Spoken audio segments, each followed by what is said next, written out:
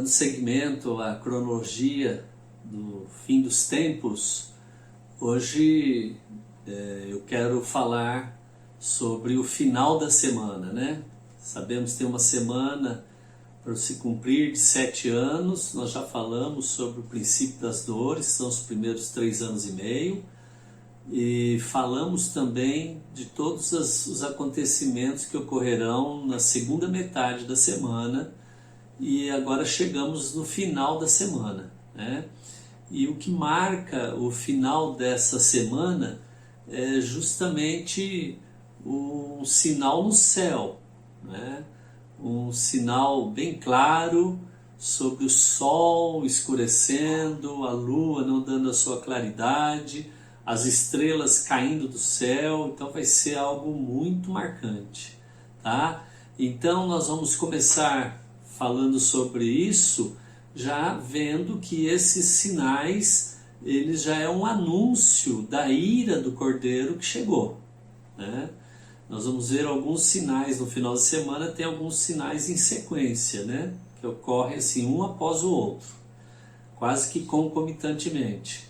Então nós vamos falar sobre esse primeiro sinal, que está lá em Mateus 24, versículo 29, Jesus declara assim: logo em seguida a tribulação daqueles dias, o sol escurecerá, a lua não dará a sua claridade, as estrelas cairão do firmamento e os poderes dos céus serão abalados.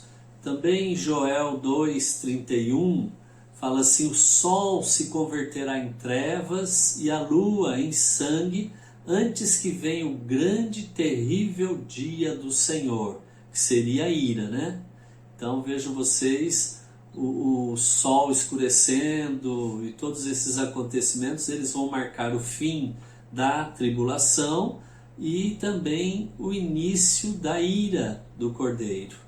E lá em Apocalipse 6, versículo 12 até o 14, também fala a mesma coisa. Diz assim: vi quando o Cordeiro abriu o sexto selo e sobreveio grande terremoto. O sol se tornou negro como saco de crina, a lua toda como sangue, as estrelas do céu caíram pela terra, como a figueira quando abalada por vento forte deixa cair os seus figos verdes, e o céu recolheu-se como um pergaminho quando se enrola. Então todos os montes e ilhas foram movidos do seu lugar.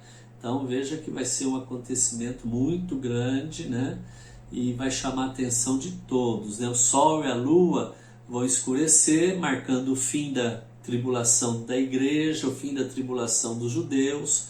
E quando isso acontecer, saberemos que o Senhor está prestes a aparecer lá no céu para nos arrebatar, transformar nosso corpo num corpo glorificado, né, como o dele, né? Nós não sabemos assim quanto tempo o sol vai ficar escuro até que Jesus apareça. Pode ser instantes, pode ser horas, pode ser dia, pode ser dias, né? Mas quando isso acontecer, já vai estar assim muito próximo o Senhor aparecendo no céu, né? Então não será só o sol e a lua, né, escurecendo, mas o céu vai ser abalado, né? As estrelas vão cair do firmamento, o céu vai se enrolar como um pergaminho, como está lá em Apocalipse capítulo 6, né? Em Lucas 21, Jesus chega a mencionar que os homens desmaiarão de terror pela expectativa das coisas que sobrevirão ao mundo. Não vai ser qualquer coisa não, vai ser muito, muito terrível, né, para quem estiver vendo isso. Esses sinais, eles vão chamar a atenção do mundo todo para olharem para o céu, né? Pois vão estar prestes a verem o grande sinal, que é Jesus aparecendo, né? Jesus aparecendo no céu. Então Deus apaga as luzes para que o mundo veja a glória do Filho do Homem. Vai ser um momento maravilhoso para a igreja. Então, nós vemos aí que vai ter todos esses sinais aí no céu, né? E sol escurecendo, vai ficar um breu, né? E as estrelas caindo, o céu se enrolando, vai ser um negócio assim, marcante. E aí logo em seguida a esses sinais, então, tem o sinal do Filho do Homem. Jesus aparece no céu, está lá registrado em Mateus 24:30, fala: então aparecerá no céu o sinal do Filho do Homem. Todos os povos da terra se lamentarão e verão o Filho do Homem vindo sobre as nuvens do céu com poder e muita glória. Aleluia! O aparecimento glorioso de Jesus no céu não será um fato escondido, secreto, o qual seria contemplado só pela igreja, como os pré-tribulacionistas acreditam e ensinam, né? Não, pelo contrário, esse sinal ele vai ser assim, uma manifestação de Jesus que vai contemplar, que vai ser visto por toda criatura que tem na terra. Todos os homens vão ver esse sinal. Isso está escrito lá em Apocalipse 1:7, fala sobre isso, fala assim: eis que vem com as nuvens, e todo olho verá, até quantos o traspassaram, que seriam os judeus, e todas as tribos da terra se lamentarão sobre ele, certamente, amém.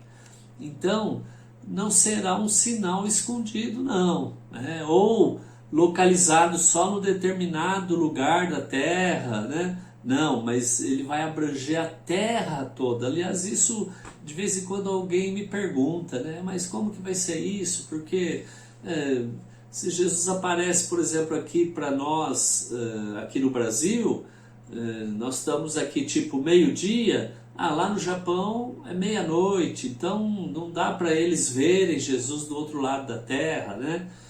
Mas olha só o que a palavra do Senhor diz, veja lá Mateus 24, 26-27, Jesus está dizendo assim: portanto, se vos disserem, eis que ele está no deserto, não saiais, ou ei-lo no interior da casa, não acrediteis, porque assim como o relâmpago sai do oriente e se estende, se mostra até o ocidente, assim há de ser a vinda do Filho do Homem. Então, Jesus vai aparecer como um grande raio aparecendo na terra toda, né?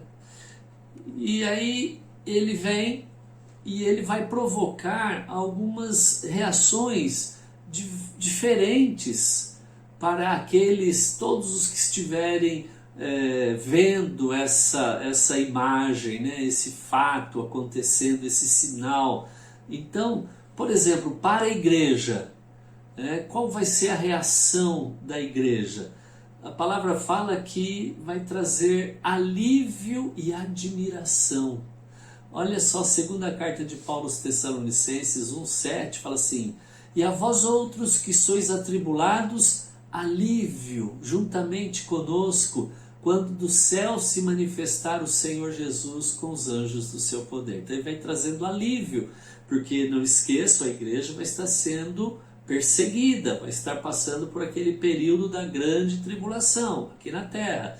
Não vai ter a marca da besta, não vai poder comprar, não vai poder vender, e o Senhor vai estar sustentando sua igreja aqui na terra por 3 anos e meio.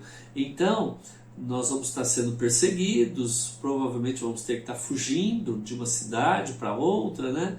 E aí, quando Jesus aparece no céu, é alívio, porque, graças a Deus, estamos subindo, né? Muito bem.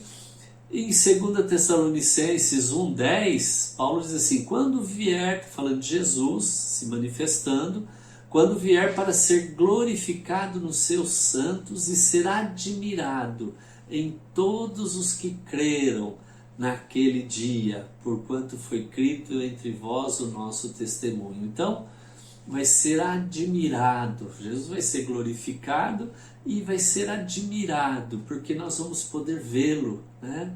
Graças a Deus, aleluia. Muito bem. 1 Coríntios 13:12 também diz: porque agora vemos como em espelho, obscuramente, então veremos face a face. Então nós vamos admirar o Senhor ao vê-lo face a face.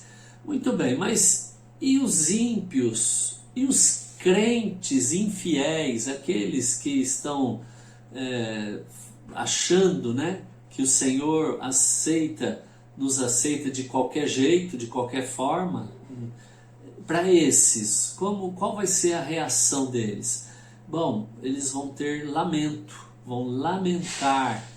A palavra em Mateus 24:30, nós já lemos, vamos ler de novo. Jesus fala assim: então aparecerá no céu o sinal do Filho do Homem, todos os povos da terra se lamentarão e verão o Filho do Homem vindo sobre as nuvens do céu com poder e muita glória. Então, quando Jesus aparecer lá no céu, todos os que não creram vão lamentar. E aqueles que também estavam levando uma vida de qualquer jeito, né, também vão se lamentar, vão bater no peito, né, de aflição, de medo, de pavor. Então, a aparição de Jesus para os ímpios não será algo bonito de se ver, não. Veja o que Paulo diz lá em 2 Tessalonicenses 1, 7 a 9. Quando do céu se manifestar o Senhor Jesus com os anjos do seu poder, em chama de fogo, tomando vingança contra os que não conhecem a Deus e contra os que não obedecem ao Evangelho de nosso Senhor Jesus. Estes sofrerão penalidade de eterna destruição, banidos da face do Senhor e da glória do seu poder. Muito bem, e os judeus, os remanescentes, qual vai ser a reação deles? Então a reação deles vai ser de arrependimento. Em Apocalipse 1,7 nós já vimos que todo olho verá, até os que o traspassaram. E lá em Zacarias 12, versículo 10, fala assim: e sobre a casa de Davi e sobre os habitantes de Jerusalém derramarei o espírito da graça e de súplicas. Olharão para aquele a quem traspassaram, pranteá-lo-ão como quem pranteia por um unigênito, e chorarão por ele como se chora amargamente pelo primogênito. Então, ao contemplarem Jesus no céu, os judeus que farão parte, né, dos remanescentes a serem salvos, terão um sentimento de arrependimento, né? Pois eles vão perceber que eles mataram, né, o Messias, e eles vão lembrar que não receberam a Jesus há quase 2000 anos atrás, né? Então eles vão se arrepender. E os anjos que estão no céu, as hostes celestiais, né, eles vão adorar, eles vão ter gratidão pelo Senhor, né? Eles vão dar graças ao Senhor. Em Apocalipse 11, versículo 15 e 17, fala: o sétimo anjo tocou a trombeta e houve no céu grandes vozes, dizendo: o reino do mundo se tornou do nosso Senhor e do seu Cristo, e ele reinará pelos séculos dos séculos. E os 24 anciãos que se encontram sentados no seu trono, diante de Deus, prostraram-se sobre o seu rosto e adoraram a Deus, dizendo: graças te damos, Senhor Deus Todo-Poderoso, que és e que eras, porque assumiste o teu grande poder e passaste a reinar. Então, essa passagem indica que Jesus já apareceu no céu, né? Porque fala que és e que eras, não fala o que há de vir, né? E o diabo, anticristo e falso profeta, qual será a resposta deles ao verem Jesus no céu? A palavra mostra que eles vão se rebelar, né? Vão ter rebelião. Em Apocalipse 16, versículo 12 a 14, derramou o cesto a sua taça sobre o grande rio Eufrates, cujas águas secaram, para que se preparasse o caminho dos reis que vem do lado do nascimento do sol. Então vi sair da boca do dragão, da boca da besta e da boca do falso profeta 3 espíritos imundos semelhantes a rãs, porque eles são espíritos de demônios, operadores de sinais, e se dirigem aos reis do mundo inteiro com o fim de ajuntá-los para a peleja do grande dia do Deus Todo-Poderoso. Em Apocalipse 19, e vi a besta e os reis da terra com seus exércitos congregados para pelejarem contra aquele que estava montado no cavalo e contra o seu exército. Então o anticristo, né, vai estar governando aqui o mundo quando Jesus vai aparecer no céu. E aí Jesus aparecendo no céu, ele sabe que ele vai voltar para estabelecer seu reinado na terra.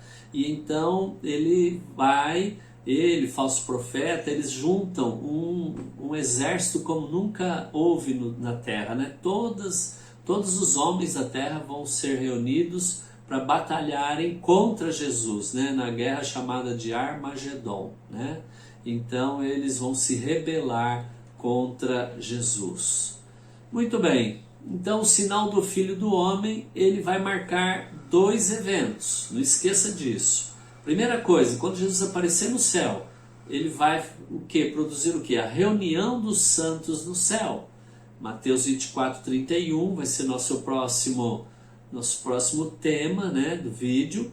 Ele enviará os seus anjos com grande clangor de trombeta, os quais reunirão os seus escolhidos dos 4 ventos de uma ou outra extremidade dos céus. Então Jesus aparece no céu e ele vai reunir toda a sua igreja, né? Então ressuscita todos os mortos que morreram em Cristo, e os que estiverem vivos naquele momento serão arrebatados num abrir e fechar de olhos. Nós vamos ver isso mais à frente.